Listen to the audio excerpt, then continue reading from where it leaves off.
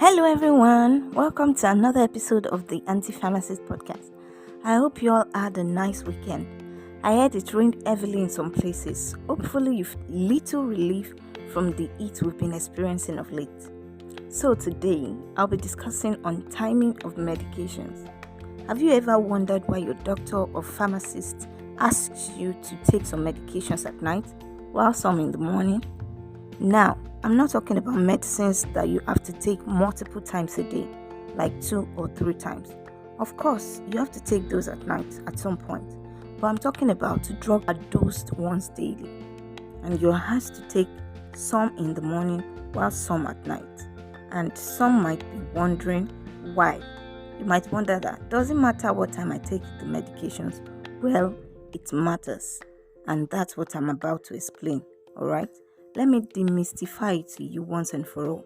Maybe it will help with your adherence, because there are some people that want to know what is making sound inside the radio. Unless you explain the reason for stuff to them, they won't see the need to follow instructions. So, let's get right into it. You see, when it comes to your medications, you can't afford to use them anyhow, because using them at the wrong time may mean you not getting any benefit from them, or even experiencing some discomfort due to this. You're wondering what I mean, right? Don't worry, I will explain. There are 2 major reasons why medications are timed or restricted to particular times of the day. One is to enhance effectiveness, and the second is to reduce adverse effects. As we all know, that the body is a giant and complex biological factory where a lot of activities go on at the same time. Substances are produced, passed around to various organs, signals are sent from one system to the other, wastes are eliminated, some recycled, and a whole lot of other things are happening simultaneously, thanks to our super intelligent creator. Also, we know that medications, or drugs as we like to call it, are designed to correct abnormal body functions and processes. Therefore, the substances responsible for these processes, hormones, enzymes, proteins, and the likes, may either be in excess or there is a shortage, and most of them are released based on timing. After all, the body itself is designed to operate based on timing, which we call the circadian rhythm. So taking certain drugs in the morning or daytime is more beneficial than taking them at night, and vice versa. I think that's simple enough, right? Now, I'll be giving you examples of medications that should be taken only in the mornings and those that should be taken only at night, with individual reasons, of course. Although, I'll be mentioning some too that should be taken in the afternoon. So basically, I'll be talking about daytime and nighttime. The list here may not be exhaustive, you see, but at least I will try to cover the commonly used medications. Did you know that this science of timing medications based on the body sleep-wake cycle, that is the circadian rhythm, is called Chronotherapeutics? Well, it is a newer approach which scientists are studying in order to improve drug therapy.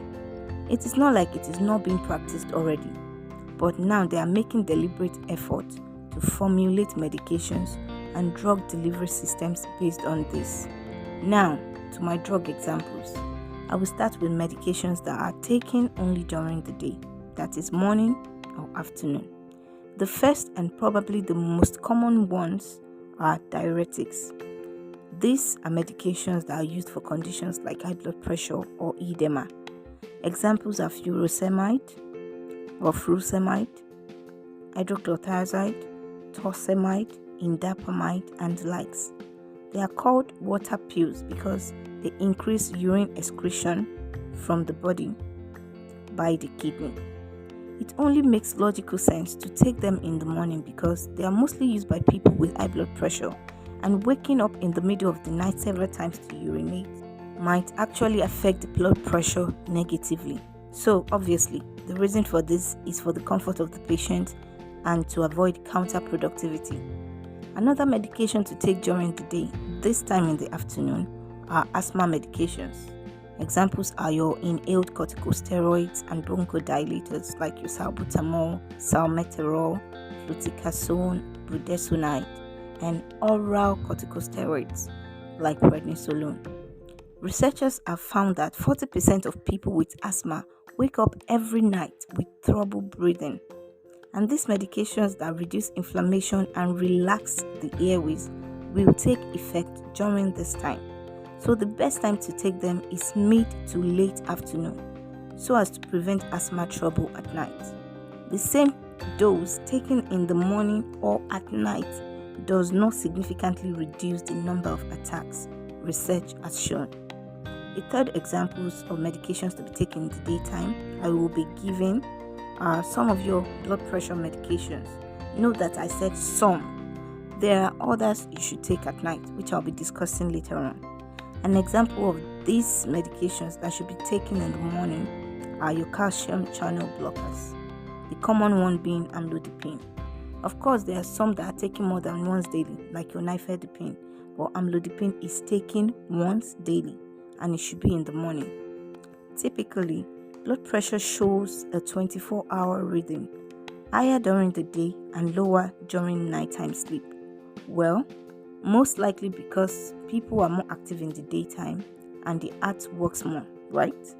Although, after a particular age, 55 years of age in fact, this can be reversed, which is why there are some classes of blood pressure medications you should take at night. I'll get to them in a bit. So majority of your blood pressure medications are to be taken in the morning unless you are instructed otherwise. Another class of medications taken in the daytime are corticosteroids, which are used to treat inflammation. Examples are prednisolone, dexamethasone. At least those are the common ones that we all know. I know I talked about corticosteroids in terms of asthma treatment earlier, but that is peculiar to the disease condition. Corticosteroids mimic the hormone cortisol, which is released in higher concentration by the adrenal cortex in the kidney in the morning and in lower concentration in the evening. Therefore, maintenance doses, that is for those that are taken once daily, should be given in the morning to mimic normal cortisol production and minimize adrenocortical suppression. Of course, there are still some corticosteroids that should be taken only at night, but I'll get to them as I move on in the episode. Now, another medication that should be taken in the morning is methylphenidate. It is a medication used to treat a condition called ADHD, which is attention deficit hyperkinetic disorder. This should be taken in the morning because it causes insomnia as its side effect, and you don't want to take that at night because it is like the opposite of taking a sleeping pill. A last example I will be giving of medications to be taken in the daytime are your proton pump inhibitors, which are used to treat ulcer or gastroesophageal reflux disease, GERD. Of course, they are sometimes taken twice daily, but for maintenance doses, they are taken once daily. And the best time to take them are in the mornings, especially for GERD, which symptoms occur mostly in the daytime. So your omeprazole, your rabeprazole, which are your PPIs, your proton pump inhibitors, should be taken 30 minutes before your breakfast. This is when the highest number of proton pumps are localized to the wall of your stomach. So I have given you 6 examples, or should I say 6 classes of drugs that you should take in the daytime and the reasons for this. Now, let's move to medications to be taken only at night. I know a lot of people are familiar with some of these because the pharmacist or doctors usually spell this out for most patients, unlike those medications that should be taken in the morning or afternoon that are only usually labeled once daily. The first example, which I believe is the most common class of medications, are the sedatives and hypnotics. Many people take this for insomnia, that is sleep disorders, inability to sleep naturally. The likes of diazepam, nitrazepam, zopiclone, your bromazepam. Their purpose is to induce sleep. So what better time to take them than at night, right? Another class of medications to be taken at night are medications that have drowsiness or dizziness as side effects. There are many of them. A common class are the sedative antihistamines, which are used to treat hay fever, rhinitis, allergies. The likes of chlorpheniramine, commonly known as Piriton, diphenhydramine is another one. Even loratadine, although a second generation antihistamine, also causes drowsiness in some people. Then some muscle relaxants also have the side effects, the likes of phenadrine and tizanidine. So also are some antiretrovirals like efavirenz, enterocitabine, tenofovir combination, which are used to treat HIV or hepatitis B. So they are better taken at night so as not to impede activities during the day or cause accident due to the user not being alert.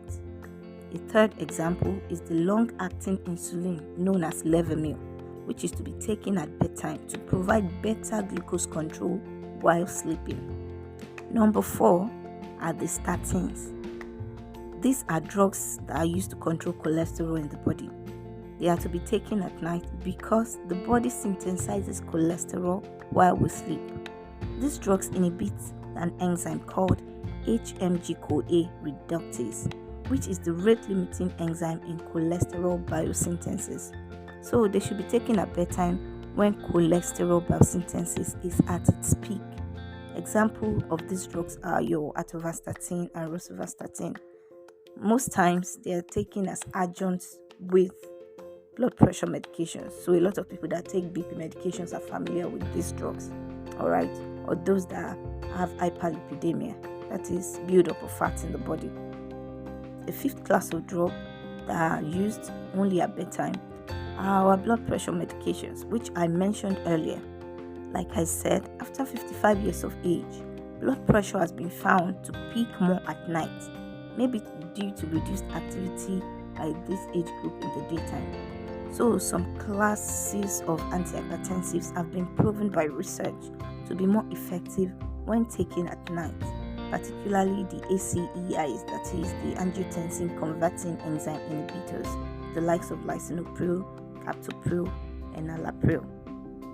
Also, the angiotensin 2 receptor blockers like valsartan, telmisartan, candesartan are to be taken at night as well. Taking them at night have also been found to reduce risk of heart diseases like strokes, heart attacks, and heart failures significantly. Luckily, dizziness is a major side effect of most of these medications, so the timing can be said to be perfect, right? The last and the sixth example I will be giving under this category of medications are medications used to treat rheumatoid arthritis, which is an autoimmune disease that affects the joint. Basically, the body fights itself and releases immune cells that attack cell lining the joint, causing swelling, stiffness, and pain. Because the symptoms of rheumatoid arthritis tend to be at their worst in the morning, the medications for this condition are best taken at night so that they can work over the night. Some of the medications for this condition are NSAIDs, your non-steroid anti-inflammatory drugs like aspirin, ibuprofen, indomethacin, diclofenac, and low-dose modified release corticosteroids. Note that I said low-dose modified release corticosteroids, unlike the corticosteroids I mentioned earlier that to be taken in the morning. So, during sleep, these medications for rheumatoid arthritis effectively inhibit production of substances called cytokines that trigger the morning symptoms. From all of these examples, I believe you know which medications are to be taken in the morning, in the afternoon, or at night, and why. Also, now you know that timing of medications actually matter, and that brings me to the end of today's episode. Thanks for listening up to this point. Like I said earlier, this is not an exhaustive list, so be sure to get clarification on timing of your medication from your healthcare providers, especially for those that are not mentioned on this episode. Whenever you're getting your medications, please do not assume. A very big shout out to those who have been liking and reposting my LinkedIn posts. Thank you so much, guys. I see you all. God bless you. Please do not relent in following, subscribing, liking, and sharing this podcast, even as you listen. You may not know what you are doing for this podcast by doing these things, but they mean a lot to me.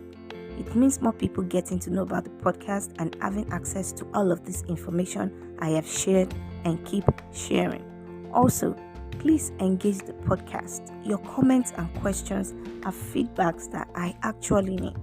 You can always send them through the various channels on Spotify, IG, X, and LinkedIn. You can also communicate via mail to antipharmacistpodcast@gmail.com. I am also available for collaborations that have to do with health and wellness. So don't hesitate to reach out, guys. Thank you so much once again. Till next time, stay healthy and God bless you.